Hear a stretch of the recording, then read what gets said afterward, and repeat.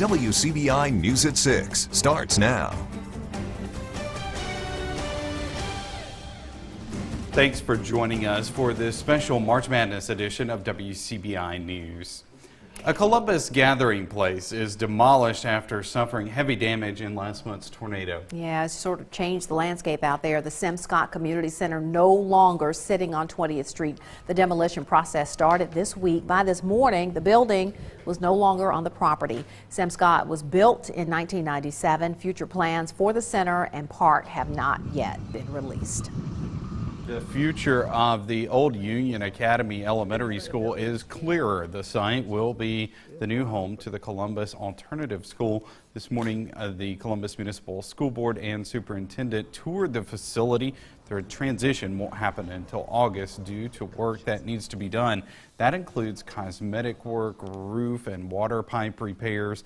The building was being used as a voting precinct before it became vacant over a year ago.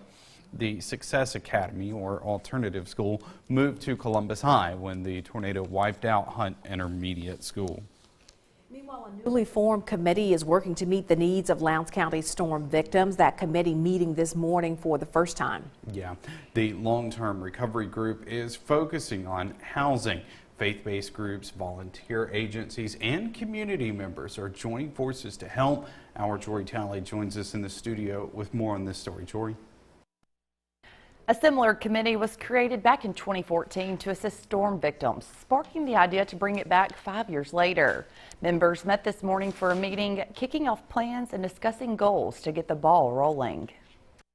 Flooding in the February 23rd tornado impacted 273 homes and businesses across Lowndes County. A little over a month later, the scars of the storms are still seen across the area. Dozens of victims are also still trying to figure out where they will be living 6 months from now. That's what the Long-Term Recovery Committee is working to help change. This committee is going to help guide others for resources, for helping rebuild, all these kinds of things, but it takes a community to do that, and not just one individual and not a government agent. It takes the community. We're looking and recruiting for people that want to be a part of something that's going to be a long-term commitment. So this is not going to be one of those groups that you're going to be able to join and finish in a month and you're done with this. We're looking for a long-term commitment so that we can reach every member in the community that was affected if they need some unmet needs. Damage on a carport, shingles blown off of roofs of homes that don't have the insurance to get that completely taken care of. These are the types of unmet needs the committee wants to help meet. The unmet needs just kind of depends on the individual. I have individuals that lost their nebulizer, their CPAP machine, and there's no one to replace that.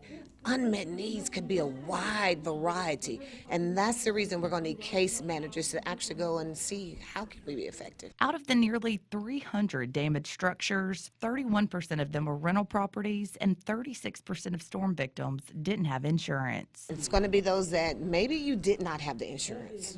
I'm sorry, maybe I've heard that some insurance lapped in between and you just need the assistance, and you'd just be amazed at how many people were affected that did not have the insurance. Maybe they were renting. Tom McGillen is the minister of 55 Plus Ministries and Disaster Relief and Missions at Fairview Baptist Church. He's helped reach unmet needs for storm victims all over the country. Now, he says it's time for him to do that same thing at home. And working in storms in the past several years, as far away as Orange, Texas, Houston, Texas, and just recently down in Florida, you see the needs of the people, and some of them just aren't getting any help, and they need help, and they're willing to do their part to get help. And that's what I want to do, is just all about the people.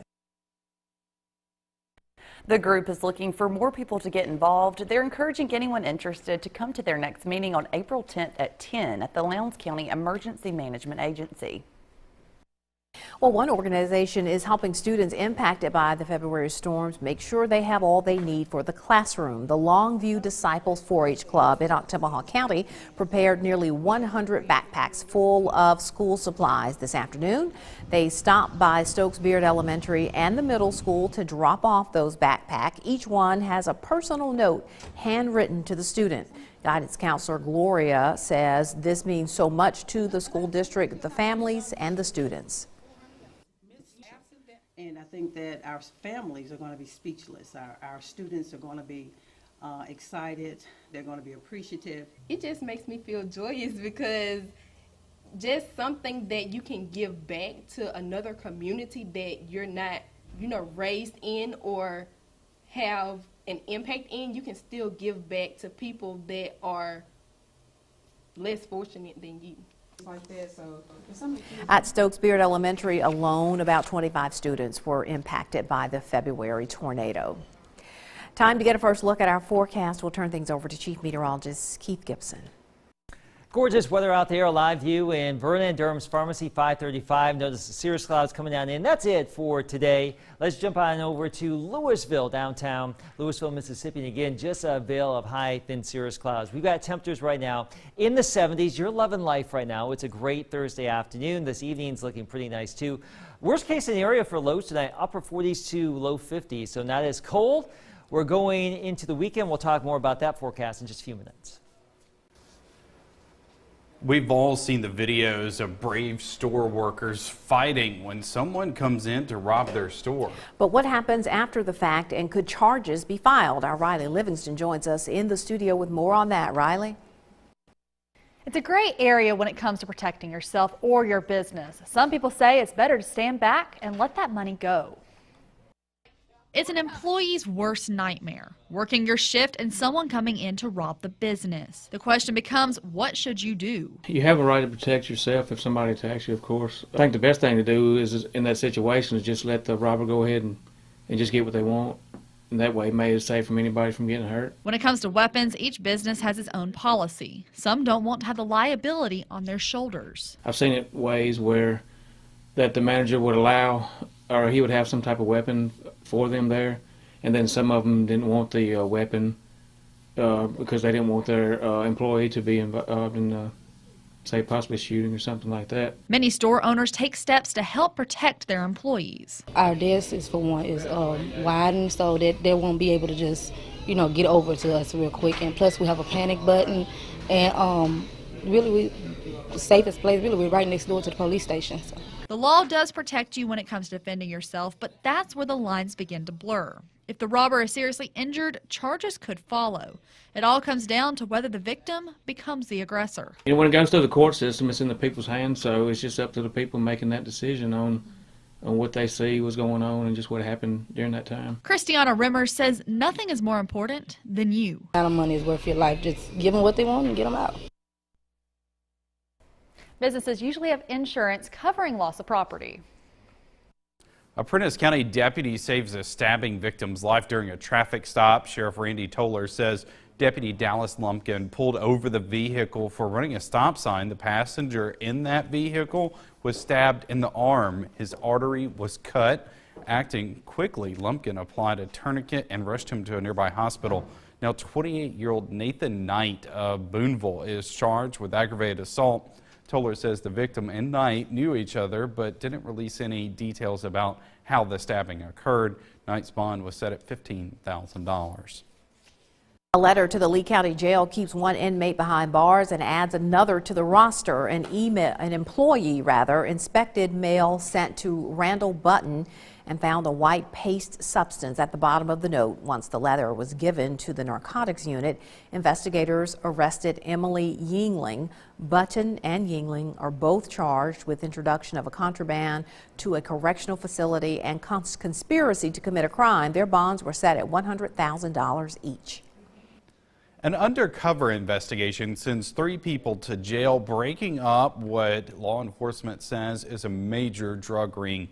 Dallas Wayne Blair, James Eric Crisp, and Tiffany Brienne Taylor were arrested by Monroe County deputies. Investigators seized over 200 grams of meth, ecstasy, pot, drug paraphernalia, as well as weapons and thousands of dollars in cash. Sheriff Cecil Cantrell says the drug ring was one of the largest in the area. They ought to get them an honest living, but at the same time, these same people that you catch selling drugs, it goes back to your stealing in your county. You stop your drugs, you stop your stealing. And this is just an ongoing situation. If you sell drugs in Monroe County, we're going to deal with you. All three face trafficking charges and possession of a controlled substance with intent to sell. Cantrell says more arrests are expected. Coming up, a spring tradition kicking off in the Friendly City. We head out to the festivities when we come back. Welcome back, everyone. Well, get ready for a couple of big weeks in Columbus. The spring pilgrimage officially kicks off today. And what better way to start than with a big party? Scott Martin drew the tough assignment of reporting on the kickoff. He joins us live with all the fun. Scott. All right, guys, I just had to introduce you to somebody that I just met out here. Carrie here drove all the way from the Houston, Texas area to be here for the pilgrimage. Carrie, this is your second year. You were here last year and you're here this year. Tell us why. I love this pilgrimage. It is absolutely wonderful. Last year it was raining, and I knew this year it was going to be even better. And so I made sure that Donna, my friend, had reservations at a hotel. I know y'all had a tornado. I said, oh my God, please tell me it wasn't canceled. Well, we're so glad to have you here, Carrie. You've been eating that crawfish over there and got your hands all dirty. We love it. We're so glad you're here, Carrie. Come on out here till 8 o'clock tonight. They'll be out here for the kickoff party. For now, reporting live in downtown Columbus, Scott Martin, WCBI News. They're having a lot of fun out there for sure.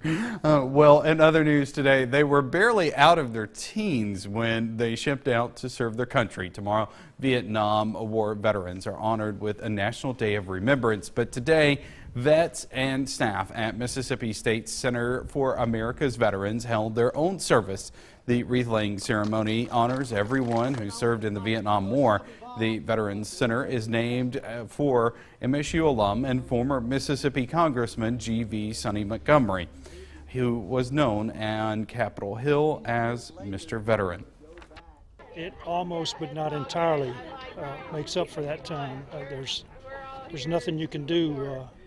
You can't forget about getting off the airport in San Francisco and being spit on and called names. But occasions such as this are pretty special. More events honoring Vietnam veterans will take place tomorrow around the area. We have an up and down weekend. Temperature-wise, Saturday, very warm, widespread 70s. A front will move on through. Much cooler Sunday, but overall decent on Sunday, just cooler. With that front, we will see some rain and storms. More on that after the break.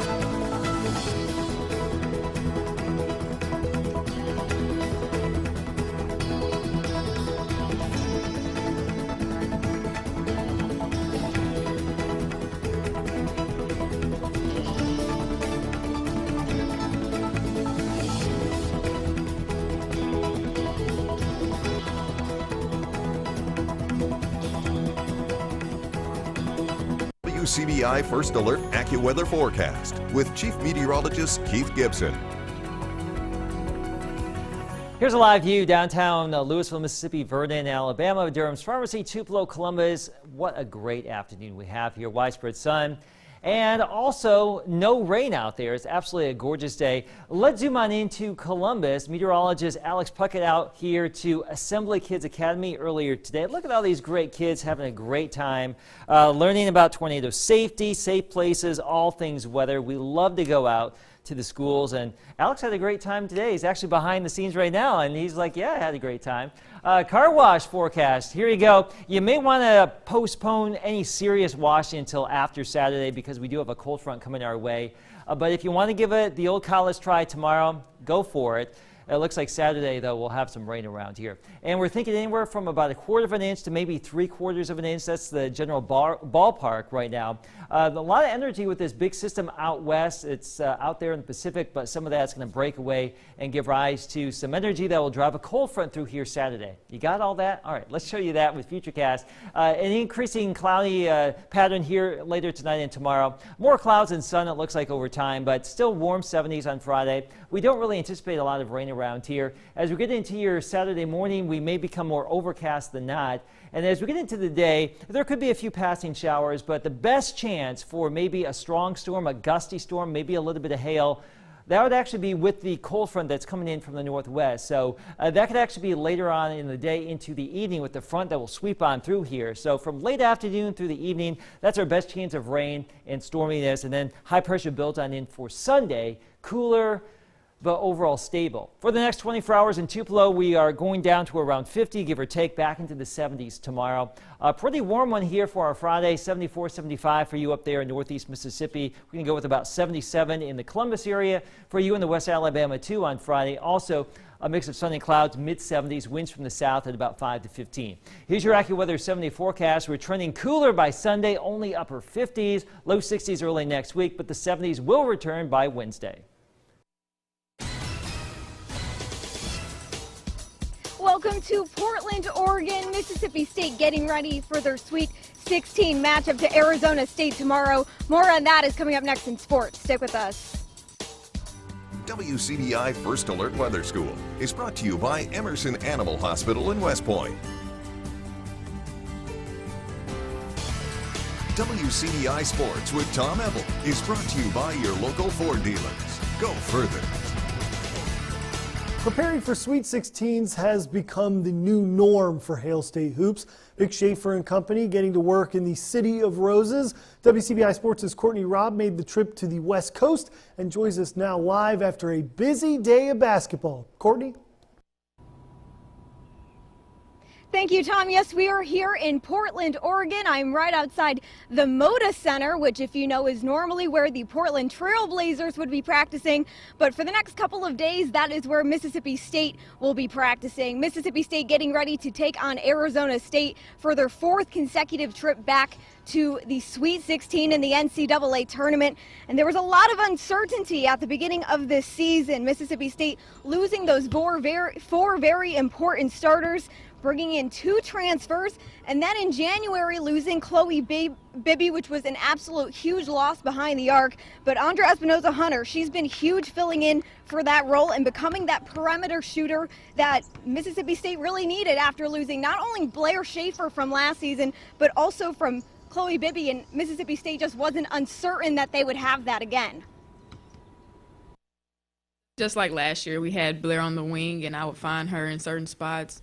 Andy's the same way. She can knock it down, and when she's hot, she's hot. My teammates and coaches' confidence in me helps my confidence in myself. So, you know, when they're telling me to shoot the ball and, you know, they feel like I'm hot, then that's when I'm going, and, you know, I just feel good. Really just stepped into the role so easily, and she's really been that outside threat that we've needed, and I think she's continued to work on her game, and, you know, she's really stepped up on defense, and she's really been that, you know, player that we are able to go to, you know, to hit those big shots when everyone's collapsing in on Tiara and Ariel, because, I mean, they're so good, and we need someone like that out there.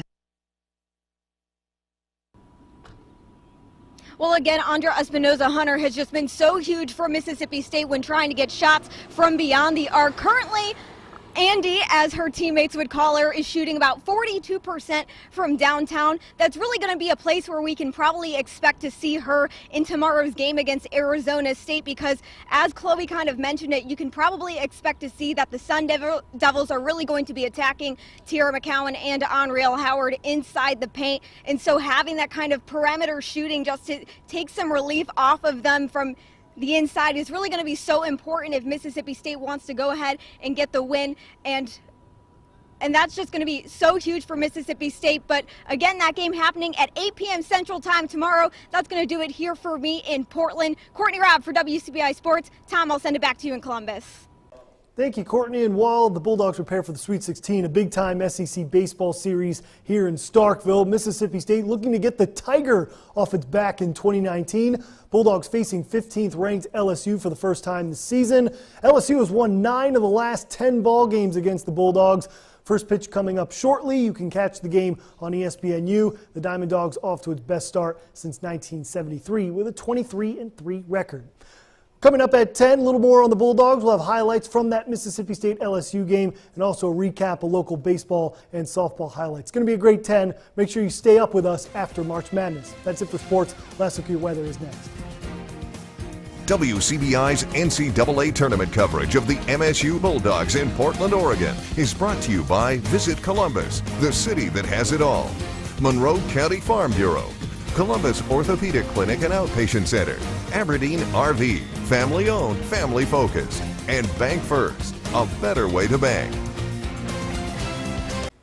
All right, here's another look at that 7-day forecast. We got some great weather tomorrow. Still warm Saturday. There will be some storms during the day, some showers, maybe a strong storm or two, but that system just does not look like a big setup for widespread, organized, severe weather, and that's always good news. Yeah. Cooler Sunday. We'll get through it, and then some warmer weather next week. All right. A lot of sunshine on that 7 day. More sun than not, yes. Yeah. So All right. we'll definitely take And that. more days with 70s than not, too.